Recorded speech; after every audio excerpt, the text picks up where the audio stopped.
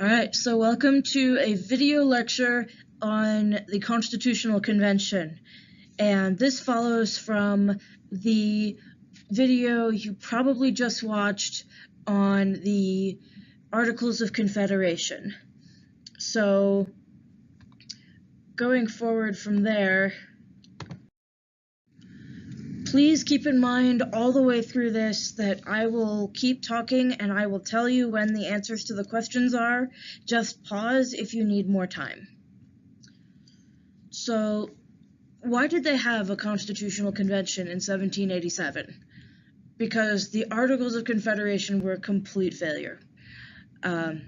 Going down to the fourth bullet point, Shays' Rebellion in Massachusetts was really a highlighter over everything that was wrong with the Articles of Confederation, because they were rebelling against the government at the state level, and the federal government really had no power to help out, because the government couldn't tax, and the first thing you need for basically every army is you need money.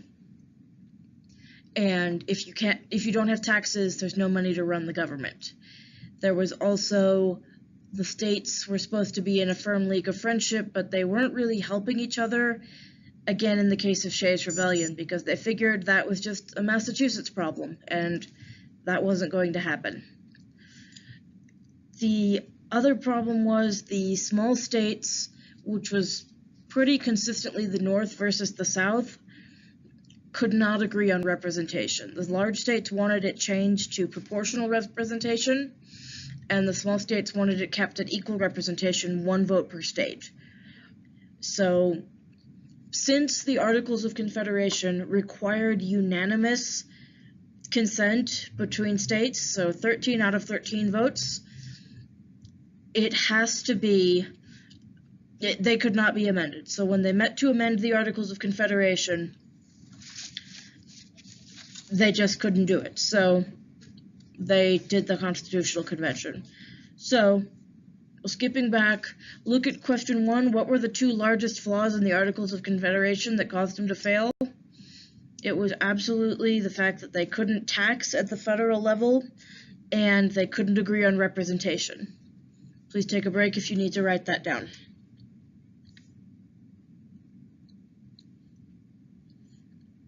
And then also, I wrote for question 2, did they want to fix the Articles of Confederation or write a new document? They did initially intend to keep the document the same and just issue amendments. They did not intend for such a dramatic change, but they did end up making a new document. So what they did was, first, we'll move into, so pause if you need a little bit more time on that. I would recommend that you think about it a little more. There's another really big problem that came up with representation, and again with the North and the South states. How did you count slaves? The Southern states wanted to count the slaves for the purposes of representation in the House, but not for taxes. And the North said, that's not fair, you can't do that. Mostly because slavery was not quite nationwide at that point. It had pretty much phased out in the northern states because they were not as agricultural, they were more industrial, and they no longer really needed it. The South had a very heavy agricultural economy, and they completely depended on the labor. They also really wanted slaves to count, even though slaves were not legally people, which is really, really sad. So this is pretty much, we go from the Great Compromise to what is, in my opinion, the worst compromise, and that was the 3/5 compromise. Let's see if I can draw on here. It is a little hard on a touchpad. You will have to forgive me. So this is literally how they did it. 3/5. 3 out of every 5 people, or just 3/5 of a person if you reduce, counted among the slave population in terms of representation and taxation, so they could just compromise on it. And that was those were pretty big concessions, and it was really a good exercise in compromise, unless you count that they were not really counting slaves as people, which is something that came back to bite them. Slavery was addressed in the Constitution, but they were kind of hoping it would phase out and not blow up into a war. We'll get into that later. So, now that they solved that, they needed to create a government.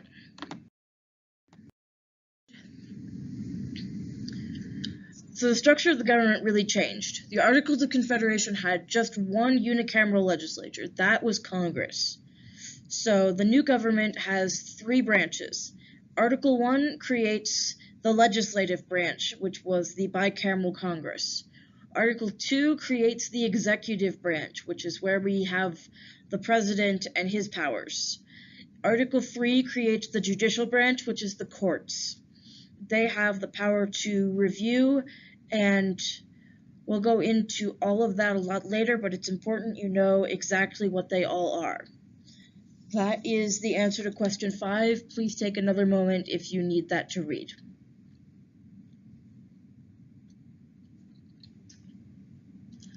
So a huge change in structure. There were a lot of new powers given to the government. Article 1, Section 8, Clauses 1 through 17 are the enumerated powers. Think enumerated powers, like a list. If you're making a shopping list, okay. Number 1, gotta buy fruit. Number 2, gotta buy milk. Number 3, gotta buy bread. This is the same thing, but with government. Pretty much the first power is the government now has the power to tax people, because going back, that was such an enormous problem. And they really wanted that absolutely in there. The rest of the list goes on to be, okay, we can make treaties, we can declare war, we can buy a building if we need to make a fort, and they have very specific powers in there. And Article 1, Section 8, Clause 18 specifically states, probably should have put that in there with the full text, but I'll at least read it. To make all laws which shall be necessary and proper for carrying into execution the foregoing powers, which means we have the power to do everything to carry out clauses 1 through 17. So, necessary and proper. And these are the implied powers. So, if you're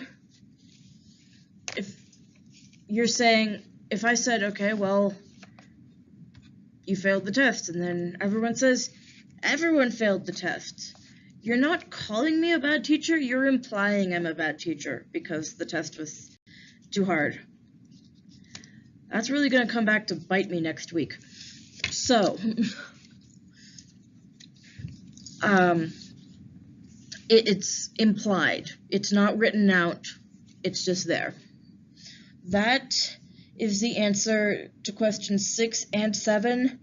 Please roll this back, review, and do whatever you need to make sure this is on your notes.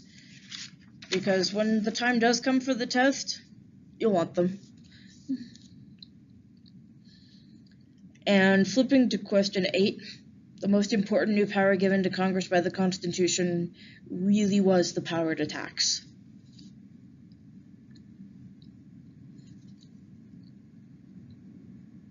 So, going about it,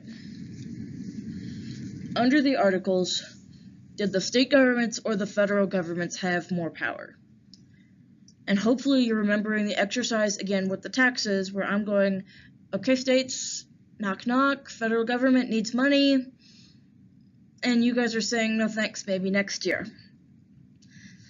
And the states clearly had all the power, or at least pretty much all the power. So the document was a huge shift in power away from the state governments back to the centralized federal government. And this was a big deal. A lot of people were really upset about this because they did not want another monarchy. they really didn't want a big central leader because they were very afraid of more tyranny. So a group of people called themselves the Anti-Federalists because they were anti the federal government, opposed the Constitution because they said it was absolutely too powerful and it needed more revision. They went around and campaigned on this, and they went back to a lot of the people who participated in Shays' Rebellion were actually anti-federalists because they were just really upset with the government in general. So that is the answer to number 10. If you need a sec, hit pause. And the Federalists, the people who really wanted the federal government to be more powerful, they really wanted the Constitution ratified. So they argued that the checks and balances that we will go into between the branches of government, the 3 new branches, is plenty of balance between to make sure that the power in the Constitution would not be abused. And they circulated these documents called Federalist Papers to sway the people to their cause. They really wanted people to be on board with this. It was like they didn't have Twitter, but they would have distributed this like Twitter, basically, if they could have, just to make absolutely sure. So that's the answer to question 11. And what they ended up doing was the federal government might have been a little bit too powerful, so they ended up doing the first 10 amendments. They amended the Constitution to give specific rights to the people. And the Bill of Rights guarantees things like freedom of speech, freedom of religion, the courtroom amendments, which are things like your Miranda rights, your right against unreasonable search and seizure, your right against cruel and unusual punishment, the Second Amendment, which is still very debated. If you want to go into that, please take law. And that was a check on the government power. Specifically, the 10th Amendment. This is the constitutional source of federalism.